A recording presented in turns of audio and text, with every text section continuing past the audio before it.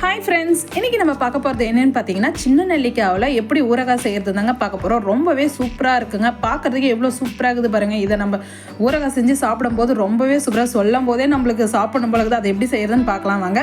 நம்ம காரத்துக்கு தகுந்த மாதிரி நம்ம காஞ்ச மிளகாய் எடுத்து வச்சுருக்கேன், வெந்தயம், கடுகு எடுத்து வச்சுருக்காங்க, பெருங்காயத்தூள் எடுத்து வச்சுருக்கேன். இப்போ வந்து நம்ம நெல்லிக்காய் வந்து வேக வச்சுக்கலாங்க. நம்ம இட்லி பாத்திரத்தில் எப்படி நம்ம இட்லி வேக வைக்கிற மாதிரி அதுமாரி வேக வச்சுக்கலாம்.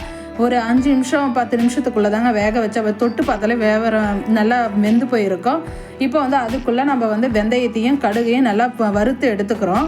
வறுத்து எடுத்த உடனே காஞ்ச மிளகாயும் வந்து நம்ம வறுத்து எடுத்துக்கலாம். எண்ணெய் ஊற்றி நம்ம அப்படியே வறுத்துக்கலாங்க. பொன்னிறமாக அப்படியே லைட்டாக வறுத்துக்கலாம். வறுத்து எடுத்து நம்ம அதை மிக்சியில் போட்டு நல்லா அரைச்சிக்கலாங்க கொரகொரப்பாக. இப்போ நெல்லிக்காய் வெந்துருச்சு பாருங்கள். தொட்டு பார்த்தாலே இப்படி அமுங்குற மாதிரி இருந்தால் நெல்லிக்காய் வெந்துருச்சு. இந்த டைமில் நம்ம வந்து அதை எடுத்துடலாம் பாருங்கள். இப்போ வந்து நம்ம எண்ணெய் ஊற்றிருக்கோம். எண்ணெய் சூடானதும் நம்ம வந்து கடுகு ஆட் பண்ணுறோம். கடுகு ஆட் பண்ணோம் நல்லா பொரிஞ்சதும் நம்ம பெருங்காயத்தூள் ஆட் பண்ணிக்கலாம். பெருங்காயத்தூள் ஆட் பண்ணதும் நம்ம வந்து நெல்லிக்காவை வேக வச்ச நெல்லிக்காவை அதில் ஆட் பண்ணிக்கலாம். ஆட் பண்ணி நல்லா கூடவே லைட்டாக மஞ்சத்தூள் போட்டுக்கலாங்க. மஞ்சத்தூள் போட்டதும் லைட்டாக உப்பு போட்டுக்கலாம். நம்மளுக்கு தேவையான அளவு, நெல்லிக்காய்க்கு தேவையான அளவு உப்பு போட்டுக்கலாங்க.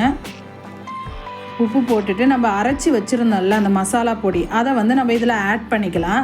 ஆட் பண்ணி கொஞ்சம் கொஞ்சமாக நம்ம ஆட் பண்ணணுங்க. அப்போ தான் நம்மளுக்கு காரத்துக்கோ அந்த மசாலா எவ்வளோ நம்மளுக்கு தேவைன்னு தெரியும். அதுக்கு தகுந்த மாதிரி நம்ம ஆட் பண்ணிக்கலாம்.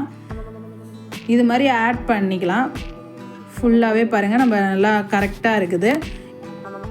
இது கூட காரத்துக்கு வந்து நம்ம காரப்பொடியும் சேர்த்துக்கிறோம். கார மிளகாய் தூள் சேர்த்துக்கிறோம் பாருங்கள்.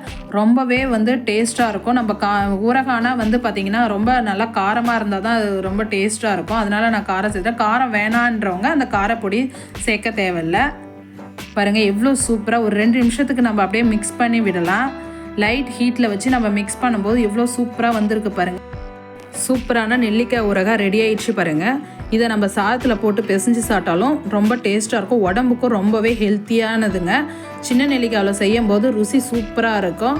இதே மாதிரி நீங்களும் செஞ்சு பாருங்கள், ரொம்பவே டேஸ்ட்டாக இருக்கும். இந்த வீடியோ உங்களுக்கு பிடிச்சிருந்துன்னா லைக் பண்ணுங்கள், ஷேர் பண்ணுங்கள், நம்ம சேனலை சப்ஸ்கிரைப் பண்ணிவிடுங்க.